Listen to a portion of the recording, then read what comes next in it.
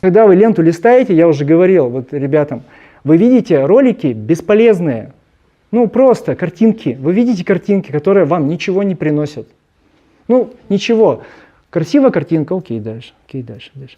Помните, вы делаете продукт не для себя, не для домашнего просмотра, не для ваших родных и близких, а для ваших каких-то, ну, просто людей, подписчиков, просто для обычных людей, кто забредет там на вашу страницу, ну, вдруг. Они должны что-то получить. Дети, они, вот, ну, я про детей же вам говорила, дети, они этого не понимают. Они вот берут, постят, все попало. Вы же не должны вести себя как дети. Дети не понимают этого. Они вот там лайки свои пишут, а что от этих лайков-то? Ну вот что? Прикольно, я вижу себя, они могут видеть себя.